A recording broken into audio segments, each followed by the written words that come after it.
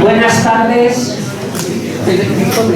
queridos socios, amigos del Centro Riojano de Madrid, bienvenidos.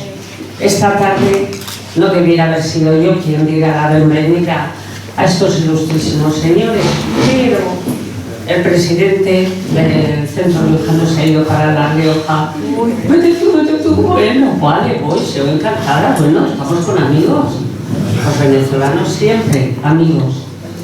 Esta tarde tenemos a doña Carolina Jaimes Branger. ¿Lo he dicho bien? Branger. Que es la autora del libro Aquello que no se dice. El título es más que sugerente, ¿eh? Así es. Sí. Además, va a presentarle, no sé a quién, el señor don Leopoldo López Gil, diputado por Europa, y don Miguel Enrique Otero. Así que yo lo que quiero es darles las gracias a ellos por haber pensado en el Centro Riojano para presentar este libro, y a todos ustedes por estar aquí con ellos, arropándoles. Seguro que se lo vamos a pasar todos muy bien. Ellos hablando y nosotros escuchando. Muchas gracias por su presencia y hasta otro día. Me alegro que estén.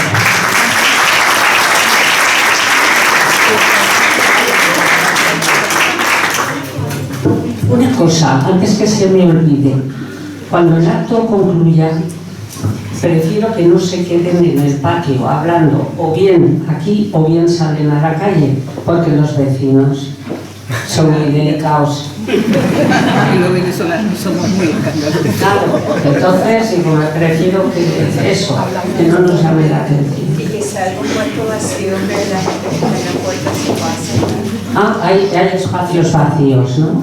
Por aquí. No sé si están guardando puestos. No. Bueno, la que esté por allí, te lo pregunte. Vale. Bien.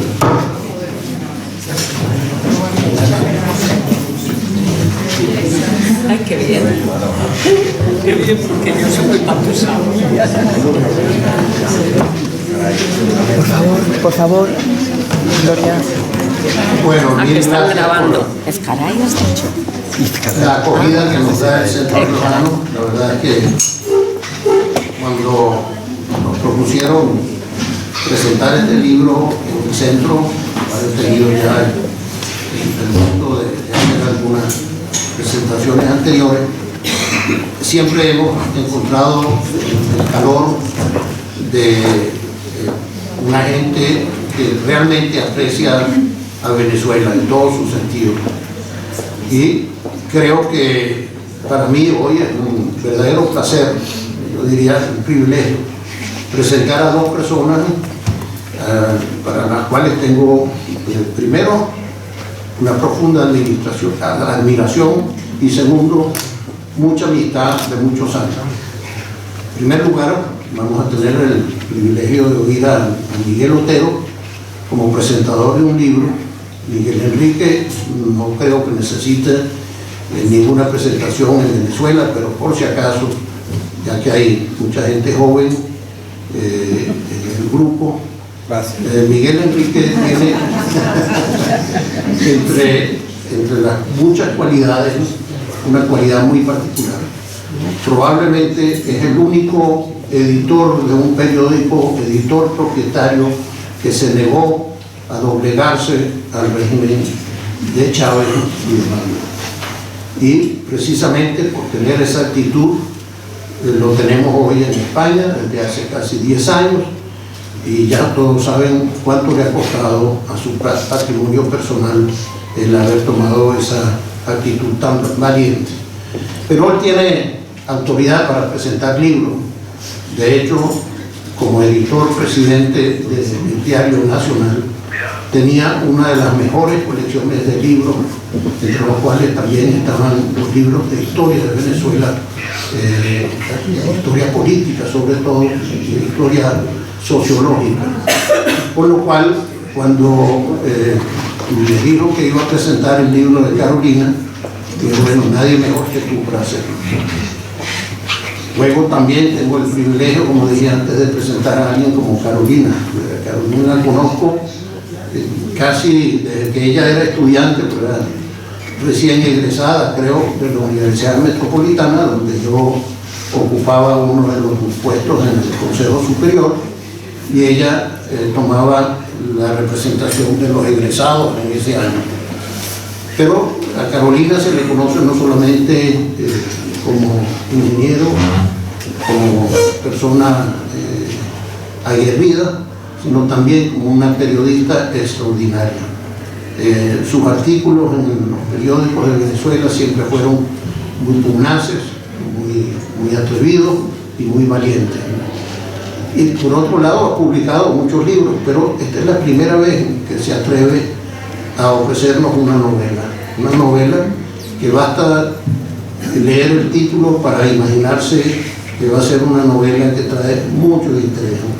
Y si alguno tiene interés en entender el proceso sociológico de nuestra Venezuela, precisamente en la segunda mitad del siglo pasado, creo que debe ser obligatorio leer esta novela para entenderlo. No quiero quitarle más tiempo a ustedes, voy a ponerlo ya en el proceso del programa y le voy a dar la palabra a Miguel.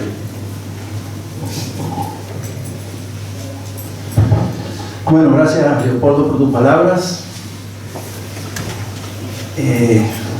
Cuando Juan Vicente Gómez murió en 1935, tras gobernar con feroz mano de hierro a Venezuela por casi 3 décadas, se puso en movimiento una nueva época. Un largo periodo que se prolongó hasta 1999 de modernización de la sociedad y la nación venezolana. En alguna medida, a lo largo de ese proceso de modernización, nos fuimos alejando del pasado gomecista, sin percatarnos, convencidos de que nos dirigíamos a una vida mejor. Resulta asombroso pensar que desde entonces han transcurrido solo 9 décadas, pero los cambios que se han producido son tan marcados y profundos, tan evidentes y decisivos que la vida durante la Venezuela gomecista constituye para los lectores de nuestro tiempo una cierta extrañeza, semejante a un paisaje cada vez más lejano, un tanto exótico, como si formara parte de un mundo perdido y ajeno. Ha ocurrido de tal modo que tanto la figura de Gómez como el periodo que llamamos el gomecismo se han convertido en materia de curiosidad e indagación de muchos venezolanos. Justo hace una semana leí que una bibliografía básica de biografías, ensayos y estudios sobre Gómez tenía más de 300 entradas. Entre esas 300 entradas están, por ejemplo, biografías o ensayos admirables de historiadores fundamentales como Tomás Polanco Alcántara, Manuel Caballero, Olman Botero, Ramón David León, Simón Alberto Consalvi, Germán Carrera Dama, Elias Pino Iturrieta y muchos otros. Que Gómez despierta una especie de fascinación lo demuestra el uso reiterado que nuestro gran caricaturista Pedro León Zapata hizo de Gómez, a lo que en la mencionada biografía básica hay incluso un perfil psiquiátrico del dictador. A Gómez y al gomecismo se les ha examinado con todas las herramientas posibles. De forma paralela a esta producción de orden intelectual, Gómez ha provocado testimonios fundamentales, casi todos ellos desgarradores, de quienes fueron sus perseguidos. Rufino Blanco Forbona en sus diarios y sus artículos y cartas, José Rafael Pocaterra en su ineludible Memorias de un venezolano en la decadencia, o el singular e injustamente olvidado libro de Carlos Brandt, La época del terror. En el país de Gómez, autor que padeció un exilio que se prolongó por 20 años. A esa misma tradición histórica y narrativa pertenece aquello que no se dice, la obra con que Carolina Jaimes Branger ha debutado como novelista. Digo que está inscrita en esta sólida tradición porque, al igual que las novelas antes mencionadas, también esta, en su específica dimensión, puede entenderse como un estudio, una lectura desde la ficción, una interpretación del funcionamiento de aquel tiempo, de sus modos de comunicarse, de los condicionantes que afectan su desempeño y su estar en el mundo. Como narradora, Jaimes Branger muestra una especial energía para el uso de los diálogos, probablemente una clara proyección de su facilidad cotidiana para la conversación. Eso explica además la fluidez y claridad de la prosa que predomina en todo el recorrido. A medida que la novela avanza, el lector se percata de que el autor ha tenido desde el comienzo muy claro sus caminos y objetivos. La novela Aquello que no se dice es una obra poderosa que explora las profundidades del alma humana, los secretos familiares y las complejas relaciones entre generaciones. Esta novela, como lo dije antes, se sitúa en esa época crucial de la historia política de Venezuela, los primeros años del siglo XX, durante la transición del gobierno de Cipriano Castro al régimen de Juan Vicente Gómez. Caída, en el contexto político de la época, caída de Cipriano Castro, quien gobernó Venezuela de forma autoritaria desde 1899 hasta 1908, y su mandato estuvo marcado por conflictos internos y tensiones internacionales, lo que generó gran inestabilidad en el país. El segundo, el ascenso de Juan Vicente Gómez, 1908-1935, y en 1908, mientras Castro se encontraba en Europa, Juan Vicente Gómez tomó el poder en un golpe de Estado. Su gobierno fue largo y represivo, marcado por el control absoluto y la consolidación de un régimen dictatorial. Durante el régimen de Gómez, Venezuela pasó por un proceso de modernización, especialmente con el descubrimiento de yacimientos petroleros que transformaron su economía y sociedad. Este contexto político afecta directamente a los personajes de la gran novela Aquello que no se dice. A través de una narrativa envolvente, la autora Carolina Jaimes Branger nos lleva a la historia de la familia Alcántara Valderrama, una familia de la alta sociedad venezolana, donde las apariencias con sus luchas internas, con la verdad, el poder y el peso de la tradición, hasta los secretos más oscuros que guardan los personajes y los silencios, juegan un papel crucial en su dinámica interna. La novela de Carolina Jaimes Branger examina el poder y el desenvolvimiento de unas 2 décadas aproximadamente, los años 20 y 30 del siglo XX, contándonos la historia de una familia grande, los Alcántara, padre, madre y 6 hijos. Pero hay un dato capitular en Aquello que no se dice. Eduardo Alcántara, la figura paterna del relato, no es un ciudadano cualquiera, sino un ministro del gomecismo. La novela no solo narra la vida de una familia venezolana en una época de cambios y tensiones, sino que nos invita a reflexionar sobre los secretos que todos guardamos. Es un relato fascinante sobre las apariencias, el poder del silencio y cómo los lazos familiares pueden estar cargados de misterio y conflicto, a través de una escritura envolvente y llena de matices. Carolina Jaimes Branger logra atrapar al lector desde la primera página. Cada personaje de la novela tiene una verdad oculta, algo que no se dice, pero que afecta profundamente su vida y la de quienes los rodean. Al leer este libro, nos adelantamos en sus pensamientos más íntimos y comenzamos a ver cómo esos secretos moldean sus destinos. Lo que se calla en la familia Alcántara Valderrama no solo define sus relaciones personales, sino también su futuro, un futuro que solo los valientes que se atreven a enfrentar la verdad podrán cambiar. Los temas principales son: 1, los secretos y el silencio. Un tema recurrente en la novela es lo que queda sin decir, aquellos secretos que corroen a los personajes y que eventualmente salen a la luz transformando sus vidas. La verdad no dicha es como un veneno que afecta tanto a las víctimas como a los perpetradores. Segundo, las apariencias sociales. La familia Alcántara vive bajo el peso de las convenciones sociales y la gente bien, como lo enfatiza doña Cecilia. Sin embargo, esta fachada de perfección esconde un mar de conflictos internos, como lo sugiere el contraste entre su aparente control y la rebelión de sus hijos, especialmente Leonor. Tercero, la lucha generacional. La brecha entre las generaciones y el choque entre los valores antiguos y los nuevos es un punto focal en la novela. Los jóvenes cuestionan los principios rígidos de sus padres y buscan su propia identidad, como lo vemos en el caso de Leonor. Cuarto, el dolor y la redención. Muchos personajes de la novela, como Gema y Armando, viven atormentados por su pasado y sus decisiones. A través de ellos, la autora explora la búsqueda de redención y la necesidad de confrontar los errores para encontrar la paz. La novela Aquello que no se dice no solo narra la vida de una familia venezolana en una época de cambios y tensiones, sino que nos invita a meditar sobre los secretos que todos guardamos. Es un relato fascinante sobre las apariencias, el poder del silencio y cómo los lazos familiares pueden estar cargados de misterio y conflicto. A través de una escritura atrayente y llena de matices, Carolina Jaime Branger logra atrapar al lector desde la primera página. Y la novela desvela un mundo en el que las convenciones sociales y los deseos personales están en constante conflicto. Es una obra profundamente humana que nos invita a pensar sobre la naturaleza de la verdad, el impacto del silencio y los secretos de las relaciones familiares. Es una novela donde lo no dicho pesa más que las palabras y donde cada personaje, a su manera, lucha por liberarse de los fantasmas del pasado.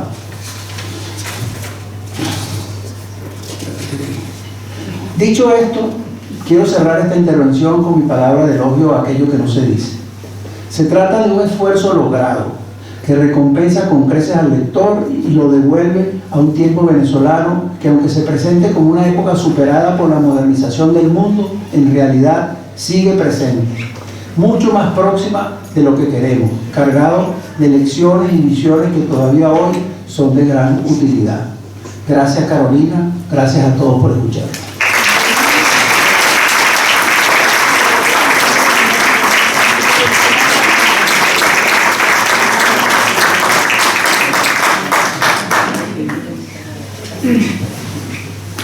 Bueno,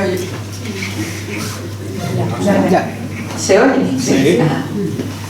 Bueno, de verdad que muchísimas gracias, Miguel, por esa presentación tan maravillosa, porque fuiste dando en el clavo de cada uno de los aspectos que yo quise tratar en la novela.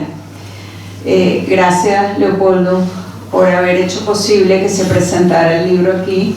Es cierto, nosotros nos conocemos hace años, fuimos juntos miembros del Consejo Superior de la Universidad Metropolitana durante 6 años y bueno, Miguel es mi jefe ahora porque él es el editor del Nacional y yo escribo en el Nacional. Entonces estamos así como en familia, ¿no?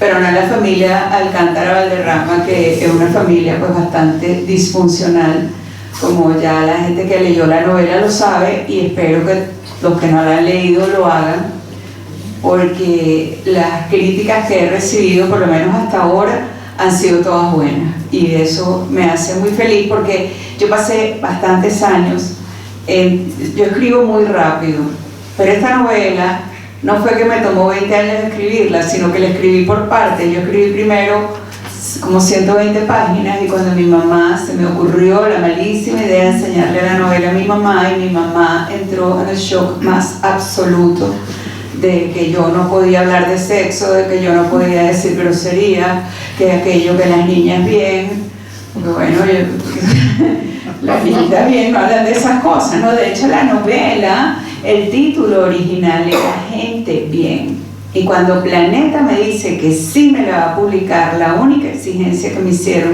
era que le cambiara el título, porque había una película colombiana de 2018 o 2019 que se llama Gente de Bien, y eran demasiado parecidas. Entonces me decían, la gente se va a confundir, va a pensar, ya vi la película y no va a comprar el libro, y tenían razón.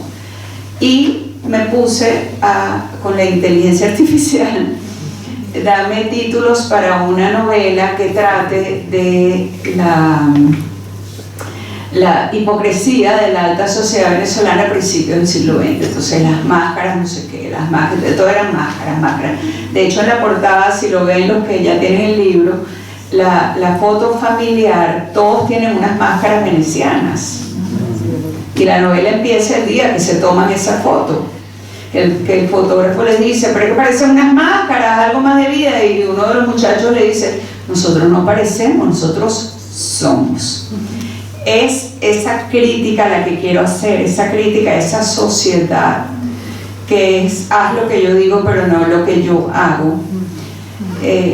Bueno, lo hemos vivido en Venezuela, o sea, yo escogí la época de Gómez porque estas historias vienen de historias que yo oí cuando yo era una niña.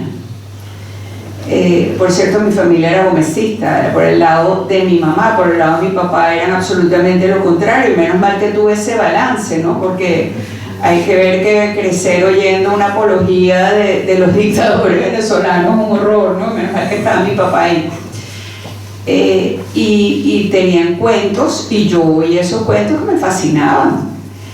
A veces las visitas que venían a casa de mis abuelos, nosotros éramos vecinos de mis abuelos, eran unas visitas loquísimas, unas visitas de verdad, una gente rarísima y con unos cuentos increíbles, y cuando decían, ahora los niñitos se van, bueno, tenía un atajo, pero que iba como un cohete, y me iba gateando y tenía un huequito en donde me ponía ahí a oír lo que estaban diciendo, y muchas cosas que no entendí después las fui entendiendo con el tiempo. Una historia que, bueno, muchas están en el libro, pero todavía tengo historias como para 2 libros más. Y la idea de eso fue Luis Alberto Machado, quien amé profundamente, fue una influencia muy grande en mi vida, que me dijo, mira niña, tú ahí tienes material como para 3 novelas, así que ponte a escribir. Pero claro, cuando mi mamá entró en shock, ella ya tenía principios de demencia senil, y cada vez que me veía escribiendo, yo llegué a un momento que escribía hasta 3 artículos a la semana, ahora escribo 2, y cada vez que me veía escribiendo, ¿estás escribiendo la novela? Yo, no mami, de verdad que no, ya no te preocupes, yo no voy a escribir más la novela la voy a dejar. Y de hecho la dejé. Cuando mi mamá muere, yo la vuelvo a sacar y escribo como 100 páginas más. Y se la enseño a una persona a quien yo admiro mucho, que escribe muy bien, y me la destrozó. Me dijo que esa novela era banal, baladí y provincial. Entonces ahí entré en shock, pero ahí sí me electrocuté, y la volví a dejar, y la dejé hasta la pandemia, que empezó mi hija Irene. Aquí está mi hija Sofía. Irene vive en Houston. Irene decirme, mami, tu novela es buena, este es el momento de terminarla, mami escribe, mami termínala. Y dije, bueno, sí, la voy a terminar, y la terminé. Gracias. Así que menos mal que la terminé, porque ahora estoy muy satisfecha de haberla terminado, y ya tengo como 80 páginas escritas de la continuación, porque yo misma me quedé con ganas de saber para dónde iban todos esos personajes.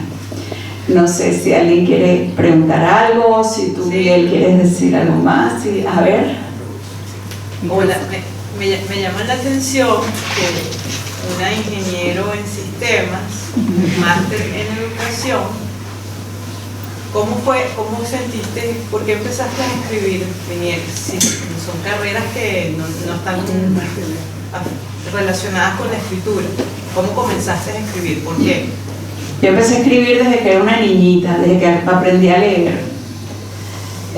Cuando aprendí a leer a los 3 años. Fui una niña precoz, porque mi abuela se dio cuenta con la sopa de letras que cuando me sacaban las letritas y me las ponían en el borde del plato de sopa para que se enfriara, me empezaron a hacer sílabas, y ella se dio cuenta de que yo sabía, o sea, que la C con la A sonaba K, que la R con la O era Aro, la L con la I, la N con la Ana, Carolina. Entonces compró una pizarra grande, esa de Fisher Price, y aprendí a leer así. Entonces, claro, al aprender a leer, empecé a leer, porque es que nadie que no sea lector puede ser un buen escritor. Entonces, leía, pero a la vez escribía. Y lo primero que yo escribí, fíjate, fueron unos versos, que se los escribí a mi tío Pedro Centeno Vallenilla. Y luego escribí un cuento de Navidad. Entonces, bueno, siempre en el colegio, aquí hay compañeras mías que, bueno, cada vez que ve que escribir algo, pues lo escribía yo. Y la ingeniería, yo quería estudiar medicina, yo no quería ser ingeniero.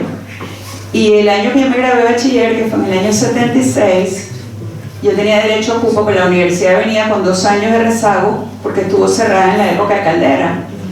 Pero mi papá era profesor de la escuela Racetti y yo tenía derecho a cupo, y mi papá me dijo que porque iba a tener yo un derecho que no tenían todos, que yo, si quería estudiar medicina, que esperara 2 años como todo el mundo. Y cuando uno tiene 17 años, 2 años es como muy largo, ¿no? Entonces, bueno, era buena en matemáticas y me metí a estudiar ingeniería. Pero la ingeniería, contrario a lo que la gente piensa, a mí me dio una estructura de pensamiento muy lógica. Y cuando la gente me dice, me encantan tus artículos, son clarísimos, eso es por ingeniería. Esa es la álgebra. O sea que yo pues pude combinar, digamos, las dos carreras juntas y educar. Bueno, yo di clases de matemáticas y de cálculo 27 años y eso me apasiona. O sea, yo creo que una de las cosas que extraño es dar clases, pero bueno, pero ahora estoy dedicada a otras cosas, entre ellas a ser abuela, que eso me tiene como loca. Gracias por tu pregunta, Laura. ¿Quién más pregunta? Un dato para que sepa. Miguel Otero Silva, el padre, él lo que estudió fue ingeniería, que nunca ejerció. Y tú eres matemático. Pero yo no soy escritor. El padre era escritor y yo ingeniería.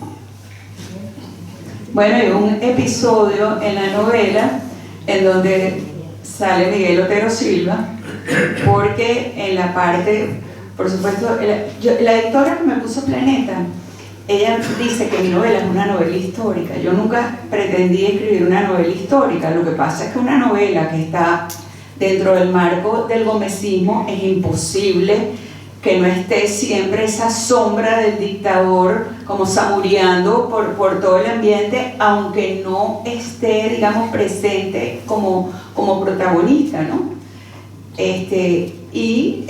Cuando están los estudiantes del 28, ellos tenían un lema que decían, saca la pata a la ja. Y decían que eso lo había inventado tu papá. Yo no sé si tú puedes decir si alguna vez digo. Después decían que no, que era que cuando había muerto el papá de David Lobo, que era uno de los estudiantes, había venido el rabino y había hecho unos rezos y decía una cosa como saca la pata a la ja. Entonces, total que nunca se supo si era que lo había inventado Miguel Otero Silva o si era una cosa que habían imitado el rabino que había dicho eso, pero parece que al general Gómez lo sacaba, o sea, lo descolocaba y que le temblaba el bigote cada vez que oía el saca la pata a la ja. Bueno, eso está en la novela. Irene. Carolina, te entiendo perfectamente que digas que quieres continuar tu novela, porque me imagino que tus personajes viven contigo, tú tienes una vida paralela, tu vida y la vida de tus personajes. Tu próxima novela es la continuación de La familia Alcántara. Sí. O sea, vamos entonces en la época de Medina, vamos a estar todo el... ¡Ay, qué maravilla! Sí. No, la época de Medina en la novela actual, en esta pasa, esta novela termina con la revolución. Exacto. Termina en el 46. Exacto. Y la siguiente arranca en el 46. Ya la leí completa. Ah, la leíste, claro, bueno. la compré en Caracas. Ah, es verdad que tú estabas en la presentación en Caracas, sí, No bueno. me quería perder hoy también, obviamente. Yo también. Quiero oírlos a ellos también. Gracias por venir. Hay mucha gente querida aquí. Aquí está Luis Felipe Blanco, mi compadre, hijo de Andrés Eloy Blanco. ¿Qué diferencia se puede encontrar de la dictadura de gomecista a la de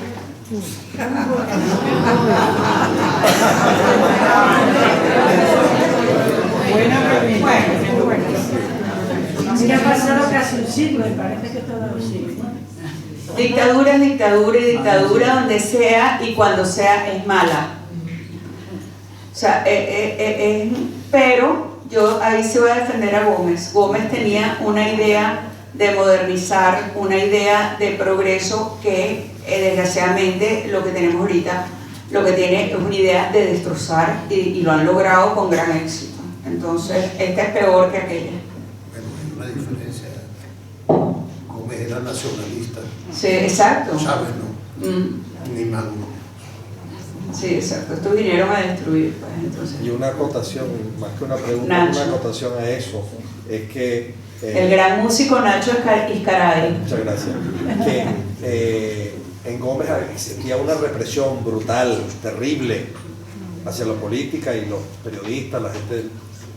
Pero, por ejemplo, hoy en día la persecución y la represión indiscriminada a toda la población, que le andan revisando los WhatsApp y los celulares y te mandan a meter presos, muchachos, por haber sido testigo de mesa, por ejemplo.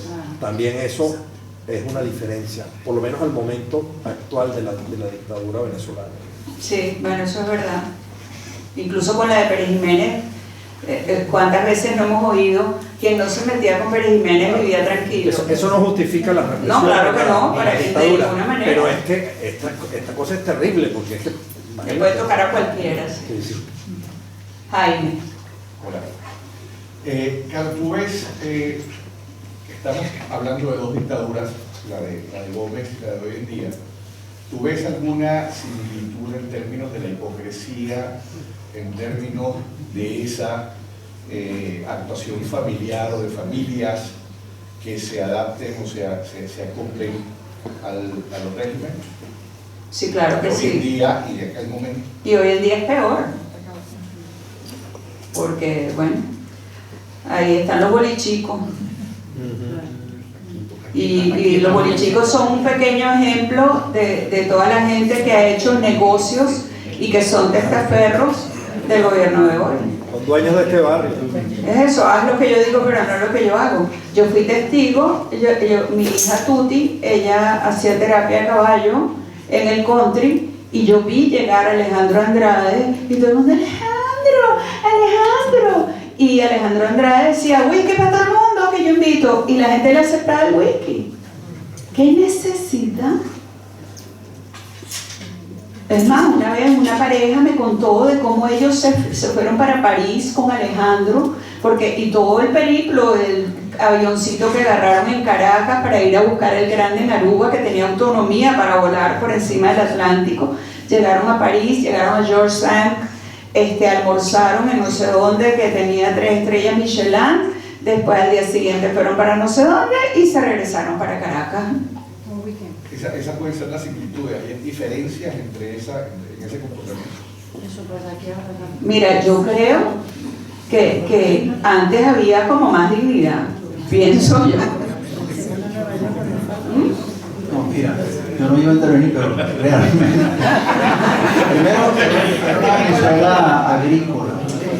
Y si algo, primero todos los dictadores del mundo, todos, y además el que tú quieras, el Chapita, el que quiera, hicieron algo, un puente. Estos no han hecho ni siquiera un puente. O sea, estos han desaparecido $1 trillón. Y no hablo de las familias de la novela. Sí, ¿no? bueno, pero como, claro, claro, era una Venezuela que no tenía la riqueza que hay ahora, ¿entiendes? Entonces, la posibilidad de acumulación de capital en la Venezuela, esa Venezuela rural, donde la fortuna era una fortuna, digamos, terrateniente, el latifundio y eso. Bueno, la caída del latifundio fue muy posterior a Gómez, inclusive a López Contreras. Fueron los adecos los que empezaron a hacer otras cosas. No estoy justificando el golpe de los adecos, pero son cosas, no son comparables.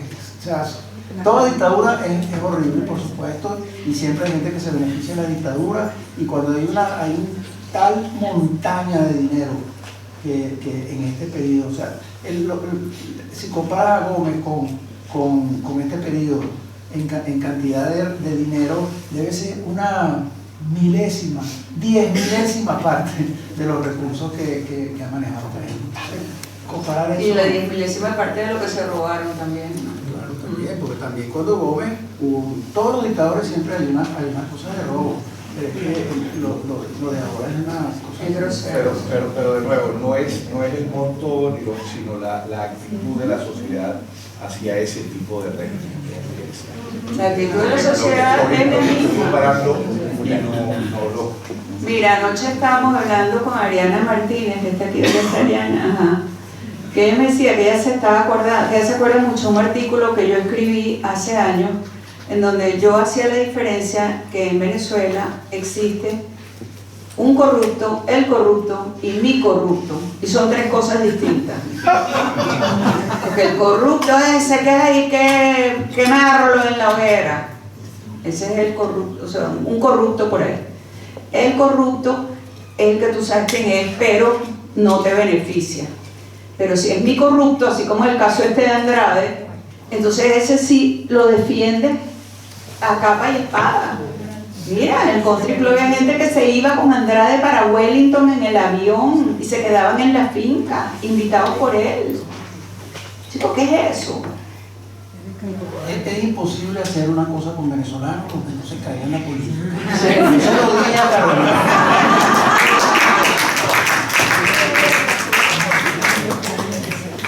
Sí, yo se lo dije a mi Miguel, yo no quiero que esto se convierta en una reunión política. A ver, perdón. Elena. Gilberto. Yo, para romper el hilo político, diría lo siguiente. Joseph Campbell diría que toda gran historia, apalancado en toda la teoría arquetipal junguiana, tiene que ser arquetipal. Y entiendo que tu novela es muy poderosa. Entonces la pregunta que yo te haría es, ¿cuál es la historia eterna que está en esa novela? ¿Cuál es la historia que no es de época, que es de siempre, que es de antes de la novela, que es de ahora y que va a seguir siendo? ¿Cuál es la historia eterna que estás contando? Bueno, la historia eterna es la historia de la humanidad y son los grandes temas universales: el amor, la tragedia, la tristeza, la hipocresía, la decepción, la mentira. O sea, son temas universales. Y arquetipalmente es una novela donde las principales protagonistas son mujeres. Los personajes más fuertes son mujeres, no son hombres. Dime, Elena. Cuando escribiste la novela en ese contexto de una familia, para coger un tema, y supongo que habrás hecho un trabajo de investigación sobre Gómez y esa época. ¿Descubriste algo que no se ha contado y puedas compartir con nosotros?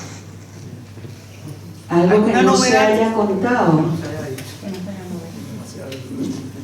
No, así es. La bibliografía sobre el gomecismo es bien extensa y no creo que yo haya contado algo que no se haya contado. Okay. Tenía esa curiosidad, algún secretico por allí escondido. Bueno, sí, la familia tiene una cantidad de secretos, ¿no? Y hay secretos por todos lados. Y cuando tú menos te lo esperas. Edith. Una pregunta, Carolina. ¿Tiene algo que ver esta familia, no me he leído el libro, con el reflejo de la familia de tu mamá? No, fíjate que bueno, claro, mi bisabuelo fue ministro de Gómez, pero... Que eran familias de alta sociedad, de las hijas, que ponían en parado. O sea, ¿tiene algún reflejo de eso tuyo acá? Hay cosas que yo vi, por ejemplo, ahí está un pintor que es mi tío Pedro, pues, o sea, mi tío Pedro era pintor, pues, pero las cosas que le pasan al pintor en la novela no le pasaron a mi tío Pedro. ¿Okay? Entonces yo lo que hice, es más, fíjate que cuando yo empecé la novela iban a ser solamente 2 hijos. Lo que pasa es que tenía tantas historias y eran historias distintas que fui alargando la familia hasta que llegaron a ser hermanos. Sí.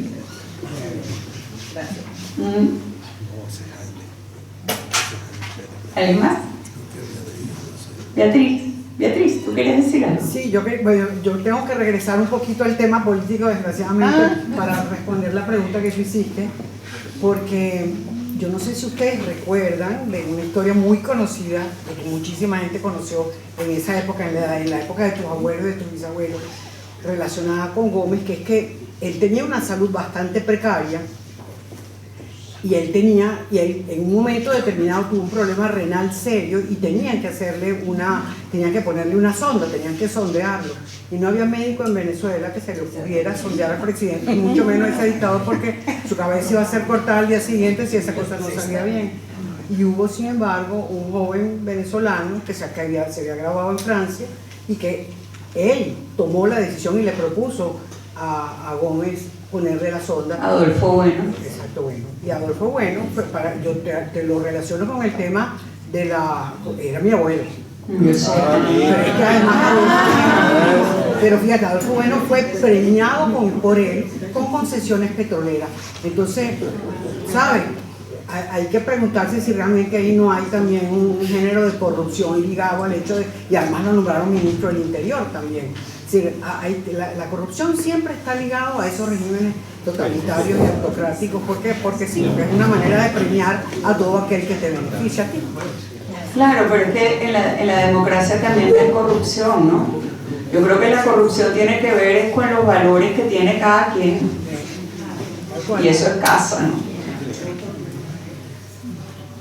Y la ocasión también, ¿no? Porque llega un momento que era que decía, es que una vez dije que no, y la segunda vez dije que no, y la tercera vez dije que no, y la cuarta vez dije, bueno, no voy a ser tan pendejo. Es horrible, pero es verdad. Oye, el poder absoluto corrompe absolutamente.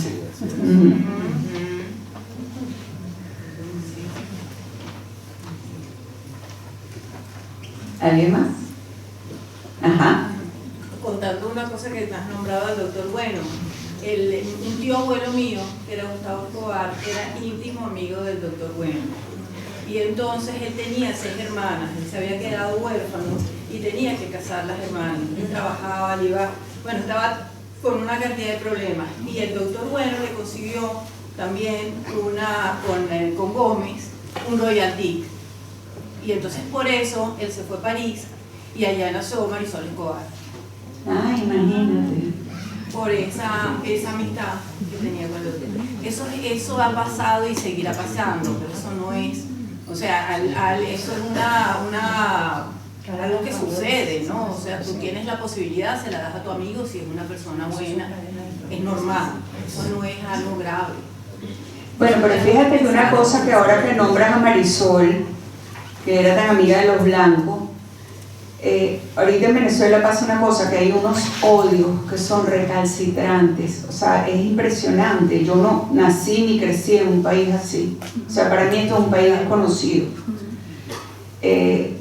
Los Centeno Vallenilla, repito, eran gomecistas y sin embargo eran íntimos de los Blanco Meaño, de Andrés Eloy Blanco, de Rosario Blanco, de Lola Blanco, eran íntimos amigos y ellos no dejaron de ser amigos porque fueran antagonistas políticamente.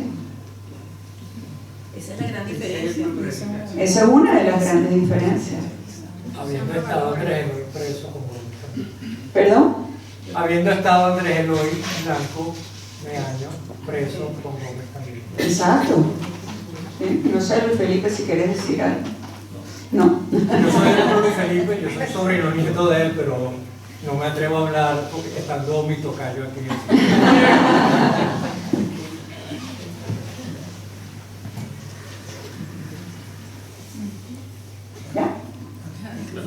Bueno, muchas gracias a todos por su